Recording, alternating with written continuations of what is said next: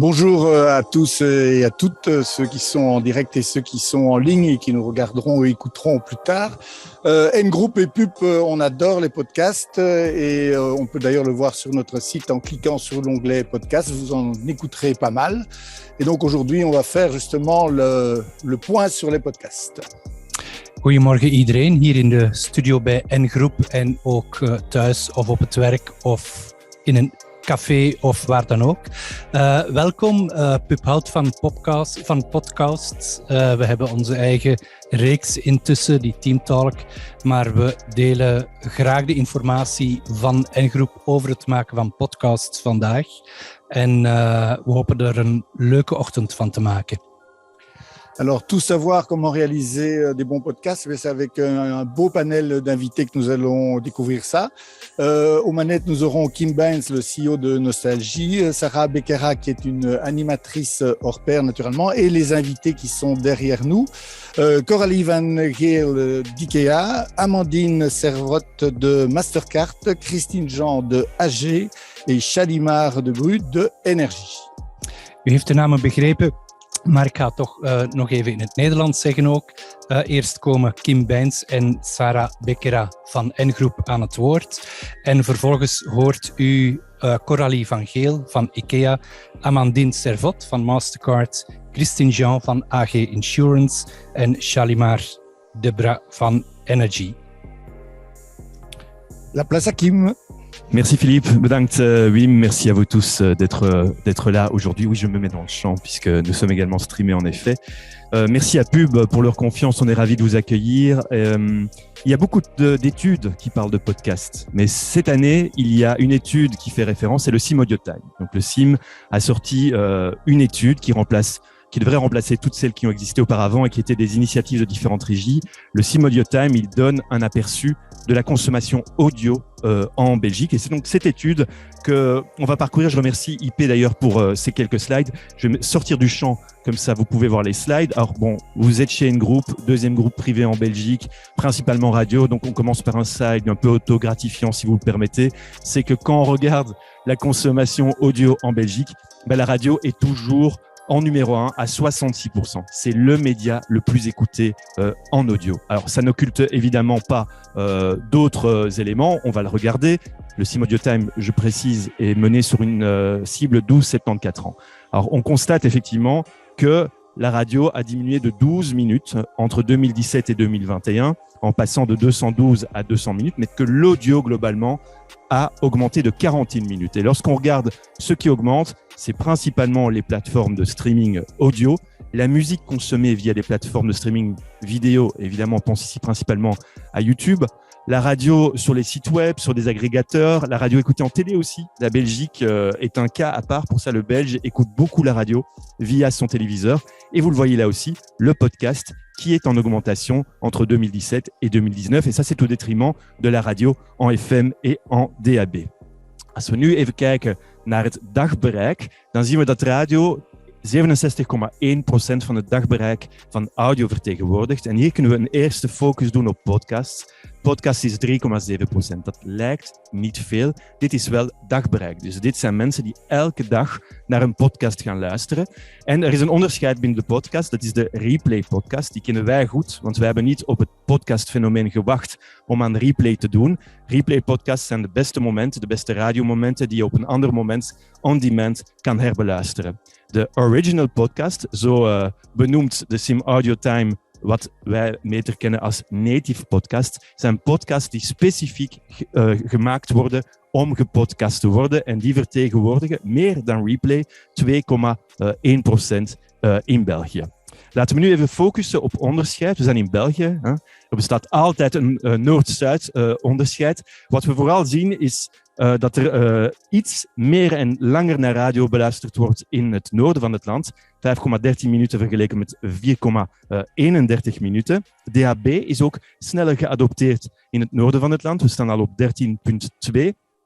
Vergeleken met een 7,9 in het zuiden van het land. Daar bestaat natuurlijk uitleg voor. DAB schenkt vandaag een groter aanbod in het noorden van het land, waar radio's, gewoon hun webradio's, op DAB hebben kunnen zetten. Daar waar wij in het zuiden echte radioproducten op DAB hebben kunnen plaatsen. En ik ben daar persoonlijk ook voorstander van. Dus met nieuws, met stem. Wij willen dat DAB kwalitatief wordt en niet alleen webradio's uitzendt. Wat we ook merken is dat het videoplatform in het zuiden veel meer gebruikt wordt. Het is nog de voorstaat, denk ik niet. Het videoplatform in het zuiden, het gele dus, veel meer dan 2 keer zoveel gebruikt wordt in het zuiden van het land dan in het noorden. Dus een YouTube wordt meer gebruikt op een Franstalige doelgroep dan op een Nederlandstalige. En voor de rest zijn er geen grote verschillen. Alors, si on regarde, on peut passer aux slides de la génération. Si on coupe cette étude en deux et qu'on prend un groupe de 12-24 ans et un groupe de 25-54 ans, on voit là vraiment des très, très grosses différences. À commencer par la radio FM. Vous voyez que les 25+ écoutent beaucoup plus la radio en FM que les moins de 25 ans. On a un comparé de 122 à 42 minutes. On parle de minutes ici. La radio DAB aussi. Et la grosse différence, c'est que les jeunes écoutent plus la musique sur les plateformes musicales de streaming. Et là encore, à nouveau, via les plateformes vidéo. Ce qu'on constate ici aussi, au niveau podcast, puisque c'est le sujet qui nous intéresse aujourd'hui, c'est que ils écoutent plus de podcasts, tant le replay que le podcast original. Alors, on se dit souvent, le podcast is une histoire de groepen sociaux. Gaat het om sociale doelgroepen? Luisteren hogere sociale doelgroepen meer dan naar podcast dan lager sociale groepen? Dat is niet zo het geval. Als we een focus doen op podcast, zien we dat de replay-podcast evenveel beluisterd wordt door beide, door dus sociale groep 1, 4 en 5, 8. Er bestaat wel een verschil op de native podcast. En dat is niet zo verwonderlijk, want de 2 eerste motivators om naar een podcast te luisteren is nieuwsgierigheid. Dat is om op de hoogte te blijven van de actualiteit en ook om nieuwe dingen bij te leren. En daarom gaan hogere sociale groepen waarschijnlijk meer naar native podcast dan de lager geschoolde groepen. Tot slot de platforms. Hier bestaat ook een groot verschil tussen Noord en Zuid. Als we naar de ranking kijken, zitten we op het zuiden, dan is Spotify echt de grootste speler in podcast. En ik mag jullie toegeven dat dat bij ons ook voor onze eigen podcast het geval is. Hè. Dus Spotify, meer dan 35% van de podcast wordt op Spotify beluisterd. Op nummer 2 staan onze radio, websites en onze apps, 20,5%. En nummer 3 is Apple Podcast. U ziet dat Google Podcast nog heel ver staat met 3,6%.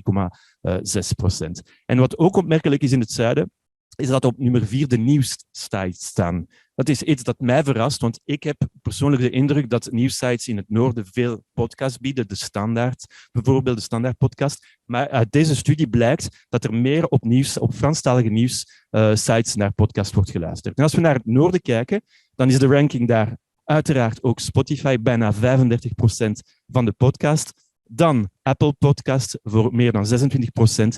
En dan ook alweer de radio-websites en de app-podcast. Een belangrijke speler zijn alle andere podcastplatforms die in het zuiden van het land heel klein zijn en in het noorden van het land bijna 15% van het verbruik vertegenwoordigen.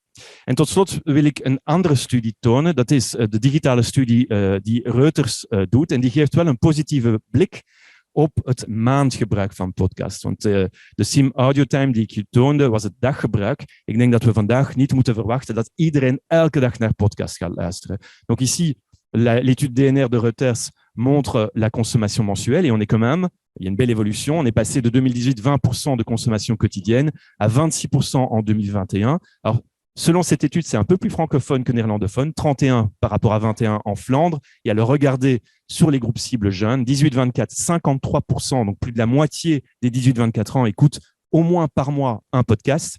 Et sur les 25-34 ans, on est quasi à 50%, on est à 47%.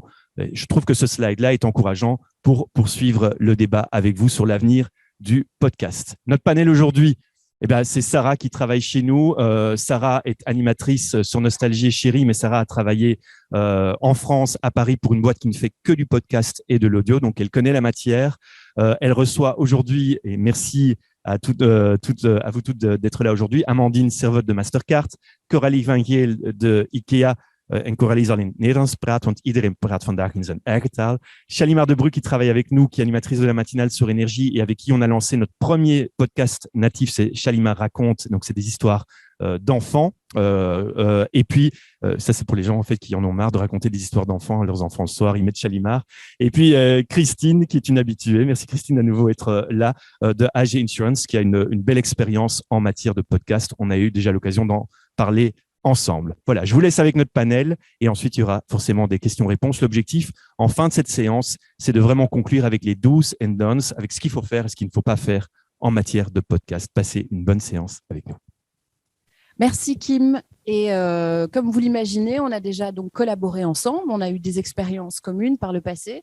Donc la première question que j'avais envie de vous poser pour introduire assez simplement le sujet du podcast, c'est pourquoi choisir le podcast plutôt que la vidéo ou un autre format de communication, alors qu'aujourd'hui, ce n'est pas le premier média auquel on pense. Je propose qu'on commence simplement peut-être dans l'ordre pour simplifier les choses. Merci Amandine. Déjà, je suis ravie d'être ici et je ne suis pas une experte en podcast. Je pense qu'il y a peu de gens qui peuvent dire qu'ils sont des experts en podcast, mais je vais essayer en tout cas de partager mon expérience. Chez nous, chez Mastercard, en fait, on a décidé de se lancer dans le podcast parce que je crois que le choix du canal, c'est aussi important au final que le message et c'est difficile pour moi de le dire à voix haute en étant une communicante en relations publiques où on sait que le message, c'est le plus important et qu'on pense que c'est plus important que toute autre chose. Mais on sait que le canal, c'est vraiment crucial. Et ici, pour nous, c'était important parce que ça nous permet de vraiment passer un message et d'apporter des nuances et de la complexité. Et c'est vrai que c'est compliqué quand on est dans un format télé ou radio. Moi, je pense qu'il faut se rapprocher un peu du micro. Pardon. Plus fort, ok. Ah non? Non, ça va? Je ne sais pas, c'est pour les personnes qui sont dans le fond. Dites-moi. Vous entendez bien? Oui. Un petit peu plus peut-être. Je vais parler plus fort. D'accord. Et donc, je disais, le format est hyper important parce qu'au niveau télé ou radio, ça nous permet de passer des messages qui sont assez courts, de manière répétitive. Voilà, on sait qu'au niveau des supermarchés, ça fonctionne très bien avec les promotions, etc. Mais quand on est vraiment dans un sujet qui est plus complexe et on doit pouvoir apporter des nuances, pour nous, en tout cas, le podcast, c'était vraiment le format idéal. Voilà, on utilise Mastercard n'est pas une love brand. On pense pas tous les jours le matin quand on se lève. Ah ouais, j'adore ma carte de crédit, mais on l'utilise presque tous les jours et plusieurs fois par jour, que ce soit en ligne ou en magasin. Et souvent, il y a pas mal de questionnements là-dessus. Est-ce que c'est sûr de payer en sans contact? Est-ce qu'il y a des protections quand je me fais voler ma carte? Voilà, il y a plein de choses en fait qui sont liées au paiement et qui en fait méritent d'être discutées. Et c'était ça l'objectif avec le podcast. Donc, dans le cas de Mastercard, c'était clairement un podcast qui servait à la fois pour diffuser un message un peu complexe, de façon simplifiée, et qui avait un but pratico-pratique finalement, pour ceux qui allaient l'écouter. Oui, c'est ça. C'était vraiment en fait l'objectif. Donc, on a 4 épisodes qui sont sortis. C'est des sujets complètement différents. C'est les protections liées à la carte. C'est quoi l'open banking. Voilà, c'est plein de choses en fait. On en entend parler dans les médias et au final, on utilise sa carte sans savoir vraiment comment ça fonctionne. Voilà, aussi payer avec son smartphone. Est-ce que c'est safe ou pas quand moi je mets mon visage pour déverrouiller ou accepter un paiement? Voilà, c'est plein de choses en fait qui sont importantes pour le consommateur et il faut les rassurer là-dessus. Il faut se dire que dans ces cas-là, faire appel à des experts pour venir développer sur le sujet, mais on va dire dans une ambiance de conversation, ça permet un petit peu d'alléger des sujets qui peuvent sembler très lourds sur le papier, sur d'autres moyens de communication, c'est ça? Oui, et puis l'objectif chez nous, on a fait le choix de travailler avec des experts parce qu'on pense aussi que ça permet non seulement d'avoir un point de vue différent, mais aussi d'apporter une crédibilité et de rendre le contenu un petit peu moins brandé, plus accessible, plus neutre. On avait par exemple le professeur Léo Vanov de la VUB qui était un de nos intervenants et on a aussi d'autres partenaires qui viennent parler. Donc, je pense que ça apporte vraiment quelque chose au podcast. Je propose qu'on passe à Coralie. Ja, hallo. Ik ga in het Nederlands verder. Dus waarom hebben wij voor de podcast gekozen? Wij hebben vorig jaar onze podcast Beter Leven Thuis, Mieux Vivre Chez Soi gelanceerd. Vooral omdat we merken vaak dat er toch een perceptiekloof is tussen wat dat mensen denken over een merk of denken te weten over een merk en waar dat een merk effectief voor staat. Hè. Bijvoorbeeld in ons geval voor IKEA, we staan voor veel meer dan mooi en betaalbaar Scandinavisch design. Dus wij hebben ook wel een hele sterke visie als het komt over duurzaamheid, als het gaat over inclusiviteit, diversiteit. Dus dat zijn wel heel specifieke topics. En wij dachten van hoe gaan we zulke topics naar voren brengen? Hoe gaan we dat bespreken? Want dat is ook wel heel erg gelinkt aan perceptie.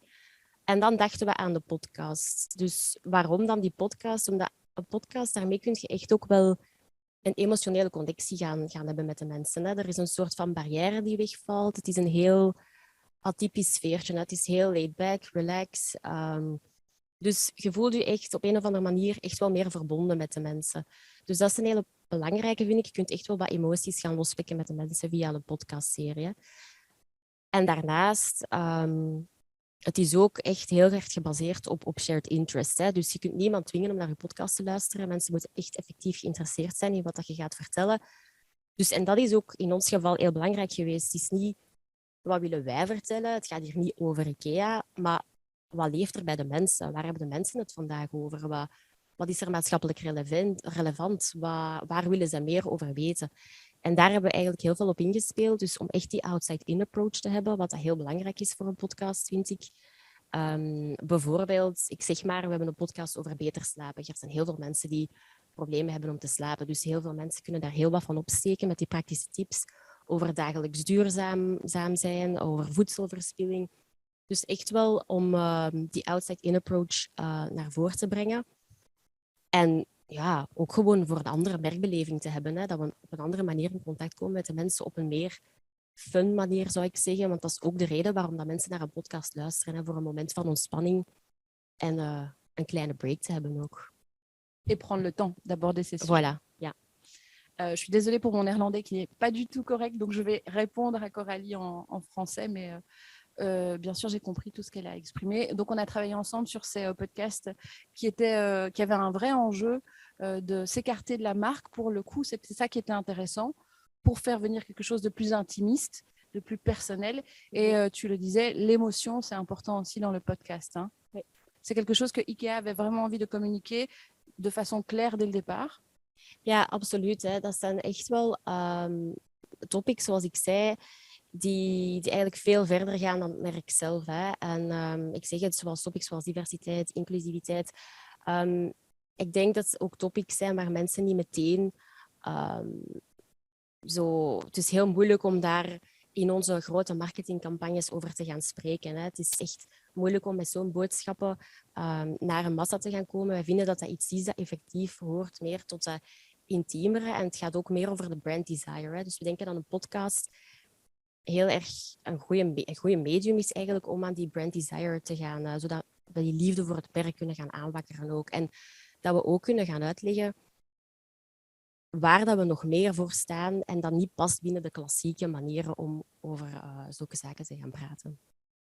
Je propose qu'on passe à Christine, à qui je pose la même question. Donc, pourquoi le podcast plutôt qu'un autre média? Alors, nous, ce qu'on a voulu faire, c'est une démarche exploratoire. Nous voulions traiter d'un sujet qui est la pension et de manière spécifique auprès des millennials.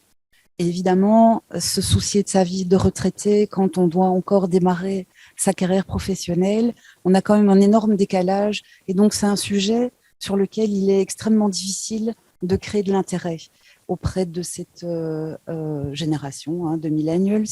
Et donc, on s'est dit que le podcast pouvait être une manière de les toucher, d'aborder ce sujet de manière plus humaine et aussi émotionnelle. On a aussi voulu y mettre de l'humour. Donc, nous, on a travaillé sur un format qu'on appelle edutainment, où on a essayé vraiment, au niveau de la production, de faire quelque chose de très soigné pour rendre ce sujet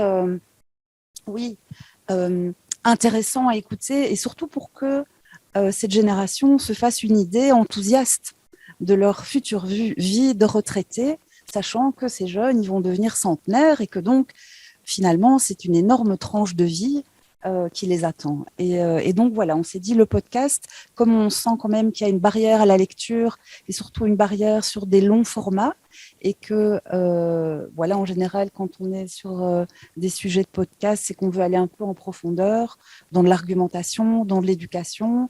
Voilà, le fait de le faire via un podcast avec des experts, mais aussi un animateur, une production sonore qui rend les choses très agréable à écouter, etc., que ça allait être une bonne manière d'aborder ce type de sujet.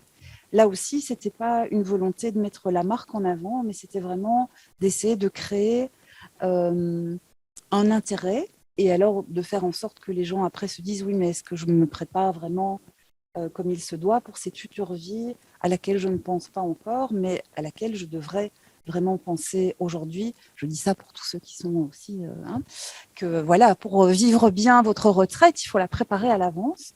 Et voilà, et on a fait ce choix-là. Alors, je ne sais pas s'il faut parler des résultats ici déjà maintenant, mais ça nous a... Voilà. De ce qu'on attend aussi de la réalité, la réalité tout à l'heure. Oui, parfait. Voilà, très bien. Merci beaucoup, Christine. Et puis, je propose Shalimar, Bonjour. Pourquoi le podcast et pas autre chose, bien que... Je suis sûre que tu as plein de choses à dire. Oui, alors c'est vrai que j'ai beaucoup de choses à dire. D'abord, l'outil, le podcast, ce qui est génial, c'est que c'est vraiment un outil nomade. En fait, on peut l'écouter partout, à n'importe quel moment, quand on veut, si on est en train de cuisiner, si on est en train de faire les courses, dans la voiture, évidemment aussi.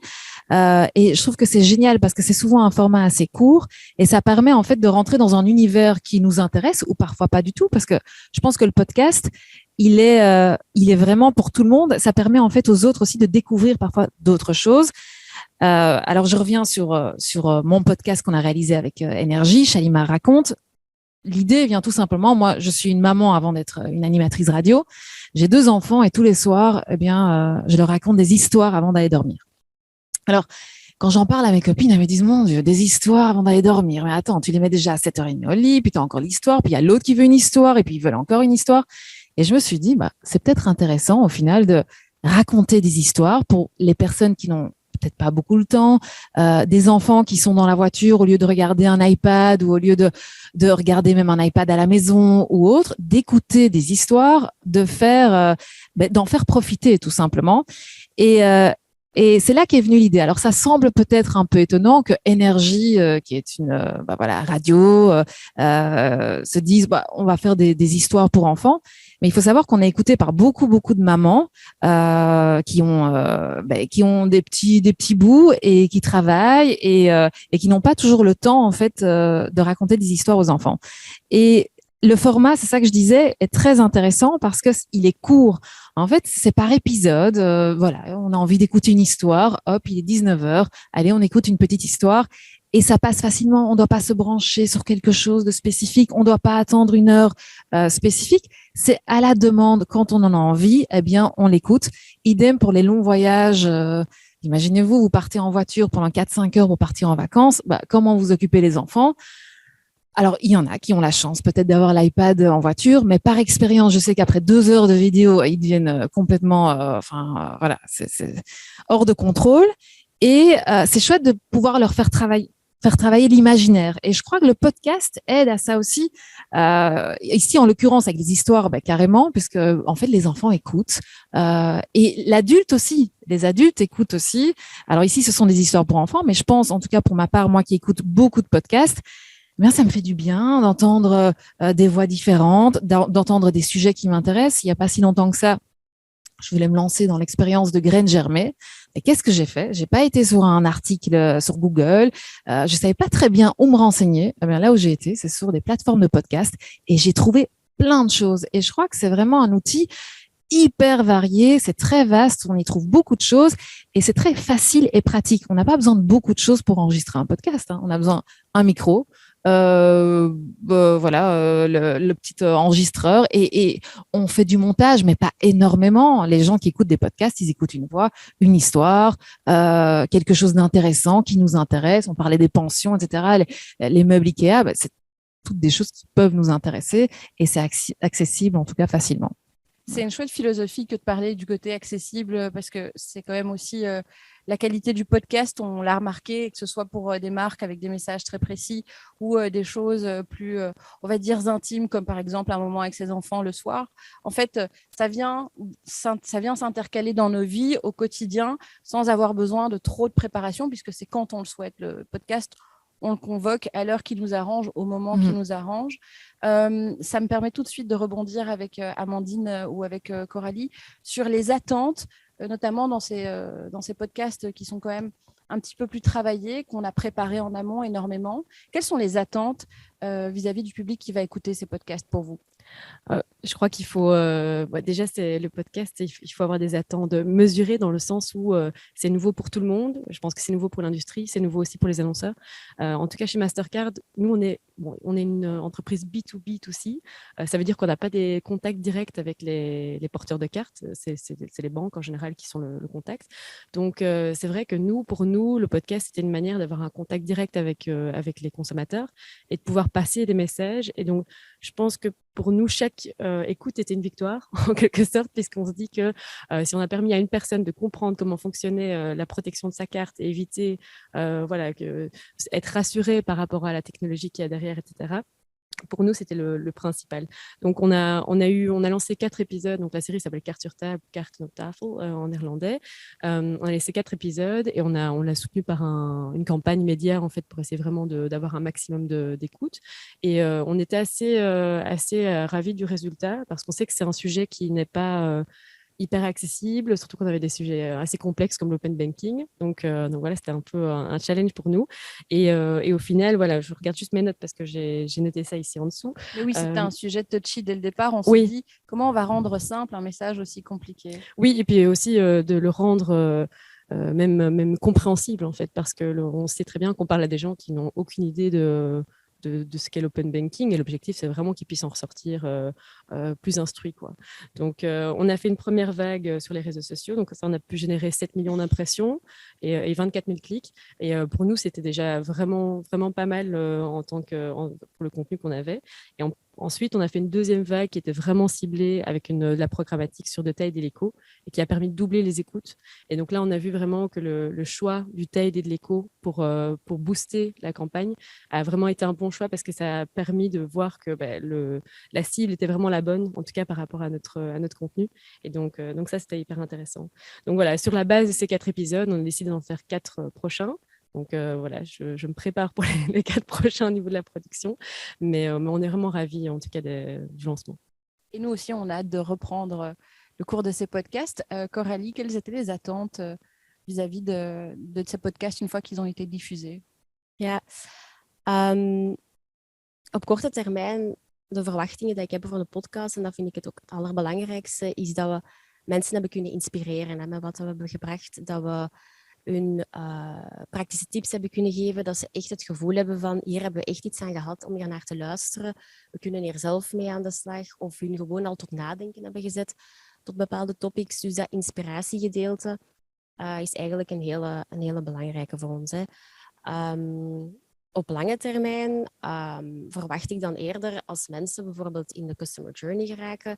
Ze zitten in een consideratiefase en ze moeten kiezen bijvoorbeeld tussen IKEA of een ander merk, dat ze dan ook wel inderdaad meer geneigd zijn om voor IKEA te kiezen. Hè? Want de mensen weten nu ook het verhaal erachter. Hè? En alles wat wij vertellen is heel sterk gebonden aan de waarden die we hebben binnen IKEA. Dus om echt wel die brand desire, zoals ik daar straks heb, echt te hebben aangewakkerd. En zelfs misschien mensen die ervoor redelijk misschien negatief of niet open stonden voor IKEA. En nadat ze die verhalen hebben gehoord, dat we zelfs misschien die mensen hebben kunnen bereiken, dan misschien toch denken van, oké, dat is nu toch wel interessant. Maar ik zeg het, dat is lange termijn. Het eerste objectief is natuurlijk mensen inspireren en die bepaalde tips en tricks meegeven. En we zien ook effectief na die eerste seizoen dat we hebben gelanceerd, we zien ook effectief een uplift in de perceptie van het merk. En we zien ook zelfs in aankoopgedrag, maar dat moet zich stilletjes aan nog altijd wel gaan opbouwen. We zien daar effectief al een verandering in. En dat de mensen het gewoon ook interessant vinden om op een andere manier geïnspireerd te worden dan de klassieke nieuwsbrief dat wij hebben. En we hebben bijvoorbeeld ook wel de live shoppings. Alleen mensen zijn op zoek naar nieuwe ervaringen, naar nieuwe manieren om iets bij te leren. Zoals Kim daar straks zegt, het is vooral informatief. Naar informatie dat de mensen op zoek zijn. En dat is ook wat we trachten te doen hier. Hè. Die informatie gaan geven waar ze effectief iets aan hebben en mee verder kunnen. De répondre à cette question? Alors, les résultats qu'on attend dans ce genre d'initiative, c'est de se dire, est-ce que la cible va effectivement prendre le temps d'écouter ce qu'on a raconté, parallèlement à un temps de lecture. Donc ça, c'est vraiment une attente spécifique. Évidemment, ce qu'on attend aussi quand on en fait plusieurs, c'est que la personne qui a écouté l'épisode 1 écoute les épisodes suivants. Donc ça aussi, c'est un élément de mesure qu'il est quand même fondamental à suivre. Si on observe aussi que le podcast plaît, mais qu'il y ait aussi du earned media autour, que les gens se disent « Ah, tu devrais écouter ça, c'est vachement intéressant, j'ai appris plein de trucs », ça, c'est un critère. Alors, dans le cas que nous, on a fait, alors, ce n'était pas spécialement voulu à la base, mais il se trouve qu'on a fait les podcasts uniquement du côté néerlandophone et du côté francophone, parce que nous, on n'aime pas ne pas travailler nationalement. On a fourni exactement le même contenu, mais sous une forme écrite. Donc, c'était landing page avec exactement le même type de questions, exactement le même contenu, avec un plan de communication, parce que ça, c'est fondamental aussi. Faire un podcast, c'est bien, mais accompagner faire savoir podcast, qu'il existe, c'est beaucoup plus important. Et ce qu'on a pu remarquer, c'est que sur cette cible-là, des millennials, on n'a pas eu plus d'intérêt avec le podcast qu'avec la formule classique. Et donc, voilà, ça, c'est quand même, ça, c'était un learning très intéressant. Donc, le format en tant que tel n'était pas décisif sur cette cible des millennials. Je pense fondamentalement que ça reste un sujet super difficile et que ça n'est pas lié au format en tant que tel, mais aussi lié à ce qu'on avait à raconter, qui a généré un taux d'intérêt équivalent, que ce soit pour les podcasts, que ce soit pour l'information mise à disposition de manière écrite sur le site. Et peut-être aussi avec un contenu particulier, une approche particulière. Peut-être qu'il faut plusieurs expériences, plusieurs diffusions, plusieurs épisodes pour voir comment réagit le public qui peut être intéressé, ou en tout cas celui qui est ciblé. Oui, mais alors la difficulté, et je pense que Coralie sera d'accord, c'est que quand on fait de la production de podcasts, on essaye d'en produire 4, 5 en même temps, et donc on n'a pas cette espèce de recul qui permet de se dire après l'épisode 1, ah tiens, qu'est-ce que j'ai pu observer, qu'est-ce que je change pour l'épisode 2. Surtout quand on est dans les productions structurées. Si on est sur des choses beaucoup plus simples, un format interview qui ne nécessite pas de mobiliser un studio son, enfin des choses comme ça, alors je pense que c'est plus simple c'est pas le même agenda, on est d'accord, de pouvoir optimiser au fur et à mesure.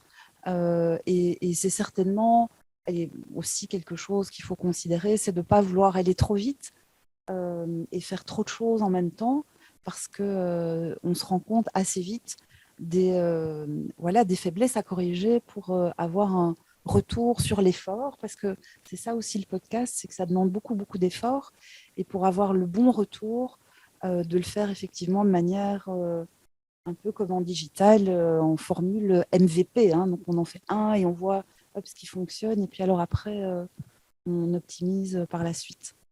Merci beaucoup Christine. Shalimar, je voulais également te poser la question. Surtout dans le cadre d'un podcast qui s'adresse aux enfants, donc c'est pas les enfants qui vont réagir, c'est pas eux qui vont envoyer un petit mot, c'est pas eux qui cliquent, c'est les parents. Quelles sont les attentes? Alors les attentes, c'est la fidélité déjà. Je pense de toute manière, quand on lance un podcast, le but c'est que les gens écoutent un deuxième, un troisième, un quatrième, et qu'il y ait une sorte de fidélité, que les gens sont dans l'attente du prochain épisode. En tout cas, c'est ce qu'on a essayé de faire ici avec Shalimar raconte, c'est qu'il y a eu une histoire, et puis une deuxième histoire, une troisième, etc. Et alors aussi la promotion de l'émission de la matinale, étant donné que je suis animatrice dans la matinale, c'est de se dire, il y a peut-être des personnes qui n'écoutent pas l'émission, mais qui écoutent le podcast parce qu'ils sont juste intéressés par écouter une histoire pour enfants, et qui vont se dire, tiens, elle travaille aussi pour une émission le matin, ou il y a une maman dans l'émission, etc. Et d'arriver à comme ça à créer de la promo en fait aussi. C'est un lien en fait entre les publics, puisque en radio, c'est vrai qu'on touche une catégorie de personnes qui fait partie d'une famille. Dans cette famille, il y a ces enfants qui n'écouteront pas la matinale, mais qui vont en parler peut-être dans la cour d'école avec les plus grands. Enfin, Ça se fait assez vertueusement, c'est Oui, vrai. complètement. Et c'est vrai que je crois que le plus important, c'est vraiment de générer une fidélité. Moi, ce que j'adore entendre, c'est quand les enfants disent il arrive, enfin, à quand la prochaine histoire ou qu'est-ce que tu vas nous raconter dans 2 semaines? C'est génial, en fait. Et on essaie voilà, de communiquer aussi via d'autres réseaux pour savoir qu'est-ce que l'attente des gens aussi, pour savoir ce que les enfants ont envie d'entendre, ce que les parents ont envie. Et donc, je pense aussi, comme tu disais, c'est un travail perpétuel en fait. Hein. Il faut constamment penser à d'autres choses, être à l'écoute aussi de ce que des auditeurs, d'avoir un vrai feedback et de savoir ce qu'il faut changer. Donc, on reste alerte sur les réactions pour un petit peu se préparer aux prochains épisodes, c'est l'idée. Et puis, je voulais terminer par une question pour chacune d'entre vous aussi sur le podcast idéal. Pour vous, quel est-il? Oui, okay. Alors, le podcast idéal, déjà, savoir à qui on parle, je pense de bien cibler son public. Je pense qu'on ne peut pas toujours parler à tout le monde. Donc, je crois déjà qu'il faut avoir une idée de podcast, savoir à qui on parle, la régularité aussi. Ça a été un peu compliqué, en tout cas pour Chalima Raconte au début, parce qu'on s'est un peu lancé comme ça, mais après, on s'est rendu compte que les gens derrière ça, ils attendent en fait une prochaine histoire. Et donc, je crois que c'est quelque chose qu'il faut vraiment fixer au départ. C'est de savoir est-ce qu'on le fait toutes les semaines, est-ce qu'on le fait tous les mois, toutes les 2 semaines. Je pense que ça, c'est très important, créer un rendez-vous.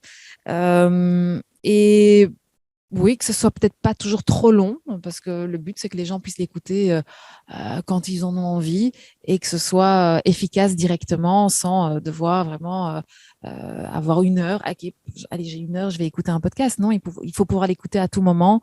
Et donc, voilà, et arriver à créer comme une série, je dirais. Donc, se fidéliser, enfin, en tout cas, avoir des gens qui reviennent. Et puis, le côté catchy, le côté pas trop long, compact. Ok, on retient. Christine?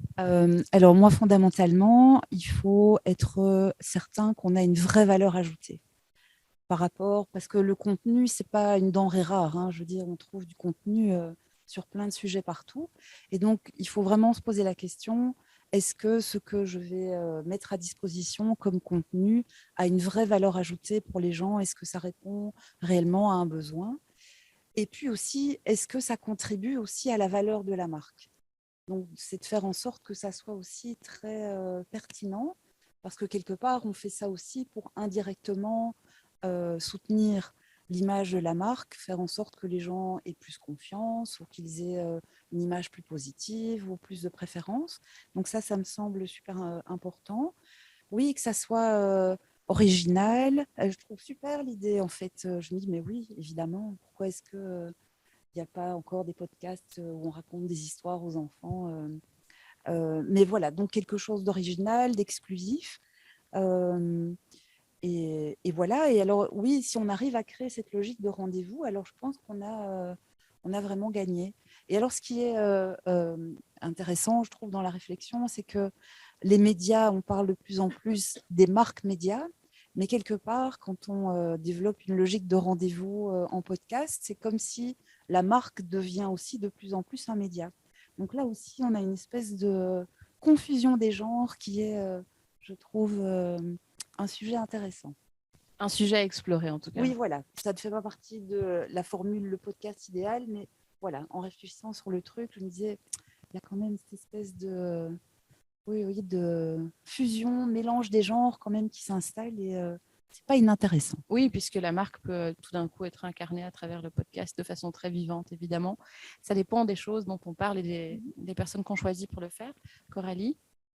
Ja, als je mij vraagt, ideale podcast, wat is dat? Eerst en vooral, ideale podcast is waarbij dat we de mensen een ontspannend momentje hebben gegeven. Hè? De mensen willen even een break, een momentje hebben om iets te luisteren tussendoor. En ook een podcast dat zich vooral leent tot multitasking. Hè. Dat is een multitask channel, dat mogen we echt niet vergeten als we de podcast maken. Mensen die gaan dat echt wel tussendoor even doen, of ze willen hun handen vrij, omdat ze ondertussen iets anders willen doen. Ze doen een wandeling, ze zitten in de auto. Dus ze zijn... je moet weten, ze zijn niet 100% enkel bij die podcast, hè, als je het maakt. Dus voor mij is dat ook iets dat belangrijk is, dat het toch wel wat snackable blijft, zou ik zeggen. Maar dat het toch wel relevant en interessant blijft. Hè? Dus dat is een balans, dat is een goed evenwicht dat je moet gaan houden in de podcast. Dus, en ook een podcast waarbij dat, als ik kijk naar mezelf ook, waar dat je naar uitkijkt om de volgende aflevering van wat gaan ze nu vertellen of wat ga ik nu te weten komen. Dus dat je echt bij die mensen een recurring appointment kunt gaan maken in hun hoofd en dat ze er echt getriggerd zijn om naar die volgende te gaan. Dus dat is voor mij echt zo wel de ideale podcast. Bedankt Coralie. Amandine. Je crois qu'on a dit déjà, désolée, on a dit déjà beaucoup de choses, donc je vais pas répéter. Pour moi, ce qui est important, c'est déjà se poser la question soi-même, pourquoi est-ce qu'on écoute des podcasts?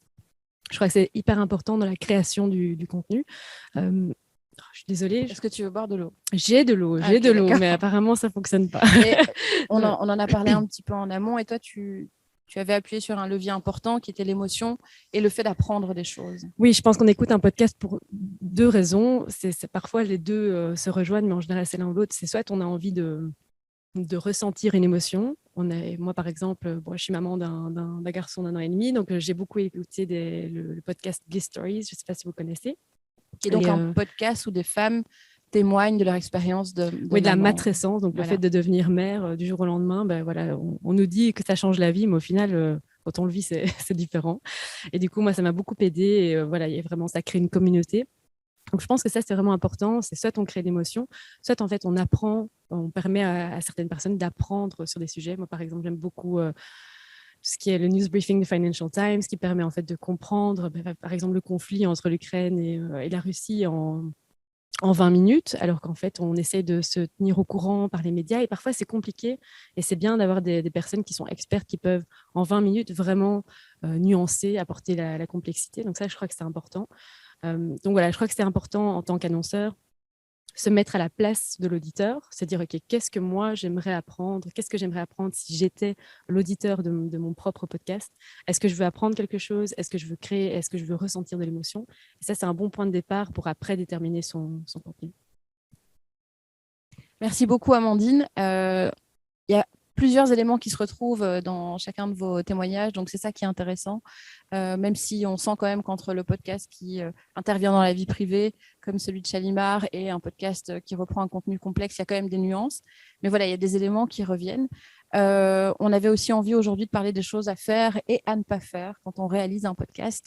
Je ne sais pas si c'est quelque chose dont on va parler ensemble, ou si vous vouliez intervenir ou pas du tout.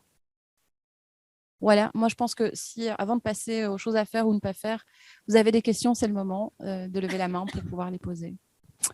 Van kijkers thuis of op het werk zijn een paar vragen binnengekomen. En dan een vraag voor het panel. Was er een vraag naar het gemiddelde bereik van podcasts? Wat misschien moeilijk is, als ik zelf de vraag mag herstellen vanaf wanneer is er voldoende bereik. Dus wat is voor jullie een goed bereik, denk ik, voor de podcasts? Ik weet niet of daar een antwoord op te vermelden valt. Quelqu'un se porte volontaire ou j'y vais? Merci. Comme je disais, en tout cas chez nous, on n'avait pas de... disons, je pense qu'il faut le voir de manière très honnête, c'est-à-dire que le podcast n'est pas un média comme la télé ou la radio où on a vraiment un objectif de couverture large. Et donc, en tout cas, nous, par exemple, chez nous, on organise un gros événement pour nos clients chaque année qui s'appelle le Mastercard Innovation Forum. C'est un événement où ça nous permet d'avoir des speakers du monde entier qui viennent parler de sujets d'innovation, etc. Et pour nous, cet événement, c'est 200 personnes qui sont clients, etc. Pour nous, le podcast, c'était un petit peu chaque écoute qu'on a du podcast, c'est un petit peu un participant en plus qui n'aurait pas eu l'occasion de venir à ce genre d'événement B2B. Donc, je pense que c'est un petit peu, ça dépend des sujets. Je crois, en tout cas, chez nous, chez Mastercard, on sait que le contenu est assez complexe et c'est pas forcément accessible. Et du coup, pour nous, chaque écoute était nécessaire et était un plus. En tout cas, voilà, je ne sais pas si du côté plus conso, si vous avez une autre opinion. Ja, voor ons een beetje in dezelfde richting. Hè. We hebben daar geen cijfer op geplakt of zo. Dat is iets nieuws dat we zijn gestart. En gelijk dat ze ook zegt, ja, elke luisteraar die we winnen is een gewone luisteraar. En dat is gewoon... We hebben nu een eerste seizoen en we gaan nog verder in de test and learn. Hè. Het stopt hier niet. Hè. Dus we gaan ook een tweede seizoen lanceren, maar we gaan het misschien anders aanpakken. Dus we gaan gewoon zien bij elke aflevering dat we nu hebben uitgebracht, hebben we telkens meer luisteraars en zo moet het verder gaan. Dus ik zeg het, om daar echt een aantal op te plakken, dat gaan we nu niet doen, want het is nieuw en we zitten nog in een test-and-learn fase. Dus als we telkens meer en misschien met volgend seizoen, als we het anders gaan aanpakken, gaat er nog meer aanstaan. Dus dat is iets dat we verder moeten bekijken en gewoon het stap voor stap nemen, want dat is niet iets... Mensen, je gaat niet ineens, ik weet niet hoeveel luisteraars hebben met een nieuwe podcast. Dat moet zich echt geleidelijk aan gaan opbouwen. En je moet een beetje tot het punt komen dat het een recurring appointment wordt. Niet bij 1, niet bij 2, maar meerdere. En dat neemt wel wat tijd. Dus ik denk als je een podcast start, dat je niet meteen moet verwachten dat er, ik weet niet hoeveel mensen naar gaan luisteren meteen. Het is nieuw en mensen moeten er nog wat in komen. Zoals bij verschillende nieuwe dingen dat je doet, natuurlijk. Je ne vais pas donner un chiffre non plus. On n'en a pas eu assez d'écoute, clairement. Mais quand on a lancé notre série de podcasts, on l'a fait avec une campagne. Et donc, c'est ce que je disais tout à l'heure, si les gens ne sont pas conscients que le podcast existe, il n'y aura de toute façon pas d'écoute. Donc, le plan de communication est super important. Et avant qu'on arrive aux 12 et Dante, mais je dirais c'est plus important de passer du temps sur le plan de diffusion que sur la production en tant que telle, vraiment. Maintenant, je crois que le podcast, c'est un élément de contenu always on. Donc, c'est quelque chose qu'on met à disposition. Il faut veiller à ce qu'il soit retrouvable, évidemment. Donc, il faut qu'il y ait quand même une bonne stratégie de search et de visibilité sur tous ces touchpoints qui permet à chaque fois de créer une opportunité de faire référence à l'existence du contenu.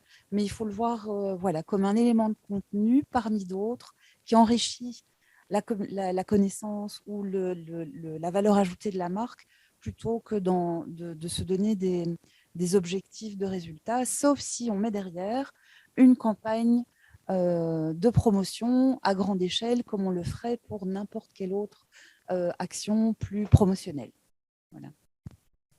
Oui, je pense que tout est dit. Je pense qu'effectivement, en fait, on offre quelque chose en plus, il faut le voir comme ça. Et on essaie aussi de toucher des personnes qui n'écoutent peut-être pas le média classique. Enfin, ici, en l'occurrence, je pense à la radio ou ne regardent pas la télé. Ça permet aussi de toucher un autre public. Voilà. Oui, alors un autre public et puis également parfois même de se rendre compte qu'on crée un lien avec ce public qui va devenir vertueux parce que les gens vont venir sur la page Facebook qu'ils ne connaissaient pas, vont s'abonner à la newsletter. Il va y avoir d'autres choses qui peuvent se passer. Alors évidemment, ça dépend du contexte. Mais ce podcast peut créer une histoire. L'avantage du podcast aussi, c'est de remarquer que les gens, quand ils aiment un podcast ou quand ils ont trouvé ce podcast utile ou touchant, vont presque comme un service rendu le conseiller à leurs proches. Il y a quelque chose qui est un petit peu plus magique dans la façon de... C'est un peu un bouquin qu'on prête à quelqu'un. On ne le partage pas de la même manière. Donc ça, c'est intéressant. Il y a une vraie interaction avec le public qui peut se faire dépendant du sujet et de la durée. Est-ce que vous auriez d'autres questions ? Voilà, ma question, c'était justement, on en parlait du plan de diffusion, donc pas tant de la création, mais après de pouvoir communiquer sur ce podcast. Le plan de diffusion, pour ça, vous avez fait appel à des agences de marketing digital avec lesquelles vous aviez l'habitude de travailler, ou est-ce qu'il vous a fallu trouver des nouveaux partenaires ? Parce que c'est vrai que les podcasts, c'est aussi des nouveaux canaux. Je me demande un petit peu quoi. Non, c'est avec les partenaires habituels. Donc, ce qu'il faut, c'est... créer de la visibilité sur tous les supports possibles. Alors, en l'occurrence, on utilise dans ce cas-là aussi beaucoup le digital, mais donc, c'est faire des campagnes de visibilité sur Facebook, mais aussi en search et aussi via du display. Et donc, on fait ça avec des partenaires habituels. Donc, ce qu'il faut, c'est donner envie aux gens d'aller sur l'endroit, la plateforme ou le site, parce qu'on peut aussi héberger les podcasts sur son propre site, et donc de les amener à cet endroit-là pour qu'ensuite ils le prennent et gardent le fil, etc. Donc non, c'est tout à fait comme n'importe quelle autre campagne. Ja, in ons geval, we hebben ook wel gewerkt met agentschappen waar dat we normaal mee samenwerken. We hebben daar wel nog effectief een agentschap aan toegevoegd, Wavemaker, omdat zij ook meer die expertise hebben in de podcast. Dat is iets dat wij ook heel belangrijk vonden. Dat is nieuw voor ons, dus het is belangrijk dat we accompanied zijn door iemand dat echt wel ook wel meer expertise in daar heeft en tips en tricks. Oké, we duiken in het nieuw, maar dat wil niet zeggen dat we er ook helemaal blind in moeten duiken. Hè. Dus ik denk dat het wel belangrijk is dat je iemand naast je hebt die daar ook wat meer van af weet. En we hebben ook effectief een sterk mediaplan achter ons podcastserie gezet. Want, zoals we al gezegd hebben, ja, de mensen gaan zelf hun weg niet vinden naar de podcast. Hè. Dus ze hebben zowel in owned als in paid een heel sterke campagne, zal ik zeggen, gevoerd. Dus in owned, wat we merken, is bijvoorbeeld de nieuwsbrieven. Dat is een hele belangrijke. Hè. We zien dat dat een hele grote traffic driver is en je hebt dat in je eigen handen. Dus dat is iets waar dat je echt wel heel veel aandacht mocht aan schenken. Als we kijken naar paid, dan hebben we ook wel heel wat gedaan. Hè. We hebben op social media zijn we daar aanwezig geweest. We hebben programmatic bannering gedaan rond onze podcastseries. We zijn zelfs in verschillende magazines aanwezig geweest met de topics dat we in de podcast behandelen, met een QR-code dat dan linkt naar de podcastserie. Zelfs in Spotify zelf hebben we ook heel wat gedaan, met overlays gewerkt. En dus voilà, ik denk dat het belangrijk is. Ik denk dat er heel veel dingen zijn die je zelf met de agentschappen waar je al mee werkt, zelf kunt bedenken. Maar daarnaast zijn er ook heel wat aspecten dat je misschien niet weet, of de agentschappen waar je normaal mee weet, voilà, zelf ook blij zijn om daar iemand naast te hebben. Ja. Bedankt. Coralie, vous vouliez réagir peut-être? Est-ce qu'il y a d'autres questions? Donc, dans le cas de Shalimar, AG Insurance, oui, voilà, pour vos cas, c'était clair. Le public cible, c'était les parents et les enfants. Pour vous, c'était les millennials. Mais je n'ai pas encore compris comment vous avez fait pour un peu définir votre public cible dans le cadre de Mastercard et Ikea. Merci. En tout cas, chez nous, donc, il faut savoir, comme je disais, nous, on est en contact surtout avec les banques, les banquiers, etc. Donc, pour nous, cette cible-là était déjà un petit peu dans nos usual suspects. Et vu que l'objectif était vraiment de l'éducation, on est parti sur une cible assez large c'était 18-54, donc c'était assez large, mais en fonction du sujet, on pouvait changer parce que les sujets changent à chaque fois. Donc, par exemple, tout ce qui était open banking, on a fait aussi un focus sur les gens qui étaient un peu plus intéressés dans des sujets business. Et on a changé en fonction de tout ce qui est protection des consommateurs. On allait plus vers tout ce qui est conso.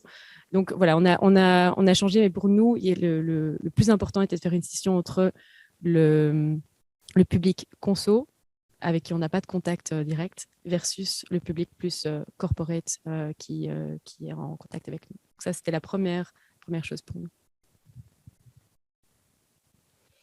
En in ons geval, ja, we hebben het ook wel heel breed gehouden, omdat we zoveel mogelijk mensen willen bereiken. Het is nooit de bedoeling om iemand te gaan uitsluiten. Nu, natuurlijk, je ziet wel bij bepaalde topics, ja, dat gaat de een andere interesseren dan dat de andere gaat interesseren. En ook, ja, bij ons gaat het om home furnishing. Hè. En als je denkt aan home furnishing, ja, het is niet echt de jongeren dat daar echt zo mee bezig zijn. Dus, maar we wouden die fout niet maken door die mensen te gaan uitsluiten, want de topics die wij behandelen, die gaan wel heel breed. Als je kijkt naar sustainability, ja, heel veel jongeren zijn daarmee bezig. Hè. Dus bij ons is het voorlopig, hebben we dat nog heel breed gehouden. Nu gaan we zien hoe dat verder loopt. Moeten we daarin moeten we gaan specifieker gaan of niet? Dat moeten we dan nog gaan bekijken. Maar de bedoeling is dat, omdat wij vinden dat de topics die wij bespreken, dat is voor iedereen. Dat is niet voor een bepaalde cible, of moet je zeggen, voor een bepaalde target groep. Dus dat is in ons geval. Ja, ik denk dat je vooral moet kijken in eerste instantie in het algemeen. Hè. Wie zijn de podcastluisteraars? Dat je je daar al op baseert. Ik denk niet, je moet het niet meteen helemaal openstellen. Kijk van wie luistert naar de podcast. Is het, in ons geval zijn het dan meer vrouwen. Hè? Want Ikea, meestal gaan de mannen dan niet mee. Hè? Zijn het de vrouwen. Je hebt ook die leeftijd. Wij zien nu dat het bij ons tot 18, van 18 tot 35 gaat. Dus het fluctueert ook wel echt. En voilà, dat heeft weer te maken met de aflevering en de topic. Dus ik zou wel kijken, in het algemeen, wie is doelwit voor podcast, daarop gaan afstemmen en dan zo verder gaan bekijken. Merci beaucoup. On va conclure cette session par les choses à faire et à ne pas faire. En tout cas, ce qu'on a un petit peu échangé en amont. Merci d'avoir posé vos questions. Je ne veux pas me tromper pour le slide, je pense que c'est ça, hein. On est d'accord? Ah ok, c'est bon. Donc comme vous le voyez ici, on voit que les choses importantes, c'est notamment un ton conversationnel et chaleureux, naturel à l'écoute. C'est important pour ceux qui écoutent le podcast de ne pas avoir l'impression d'être à une conférence. Il faut qu'il y ait un côté agréable. Et puis, surtout, quand on écoute un podcast, on fait généralement autre chose en même temps. Donc, on a envie que ce soit dans un flow naturel. Une régularité, on le disait tout à l'heure, avec plusieurs épisodes, des rendez-vous qu'on donne. Ça aussi, c'est agréable de pouvoir se dire que si on a aimé un premier podcast, on aura forcément un second, un troisième pour retrouver la même chose, ou en tout cas une ambiance qu'on apprécie, ou des informations qu'on estime utiles. Simplifier les messages pour parler au plus grand nombre. Voilà, ça c'était dans le cas notamment de Mastercard. On peut aussi en parler, on en a parlé avec Christine. C'est difficile parfois, quand on prépare un podcast sur un sujet complexe, de savoir comment prendre la chose, mais en fait, après plusieurs discussions, on se rend compte que faire venir les experts, c'est une des meilleures solutions. Voilà, avoir quelqu'un qui fait le lien entre les experts et la marque, c'est aussi une très bonne façon de travailler. Une bonne préparation avant l'enregistrement, il n'y a pas de secret. Des réunions, des échanges, pour le plus de clarté possible le jour J, c'est-à-dire le jour de l'enregistrement. Et comme Shalimar le soulignait tout à l'heure, la durée, une durée accessible entre 12 et 25 minutes. Bien sûr, aujourd'hui, sur le marché du podcast, les podcasts durent longtemps, certains 40 minutes, 1 heure, beaucoup de podcasts souvent qui sont sur des sujets compliqués, mais c'est plus un public passionné qui va aller vers ces podcasts qui sont longs, qui va avoir l'envie, qui va prendre le temps de l'écouter. Pour des podcasts qui permettent de catcher une audience, il faut quand même se limiter dans le temps. Les choses à ne pas faire, éviter les jargons qui freinent l'écoute, c'est très important. Pas utiliser des mots et tout un langage qui va déjà rebuter quelqu'un après quelques minutes et qui va évidemment abandonner l'écoute du podcast parce que non merci, c'est pas digeste. Lire ses notes plutôt que parler naturellement d'un sujet, mais ça c'est aussi un travail qu'on fait en studio. Il y a un travail de coaching qui peut se faire en préparation également.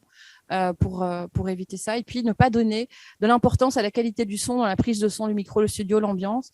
Shalimar le disait tout à l'heure, c'est facile, mais ça demande quand même un petit peu d'expertise, parce que pour l'auditeur aussi, écouter un podcast qui a été mal enregistré avec un problème de son, c'est déjà le décourager dès les premières minutes.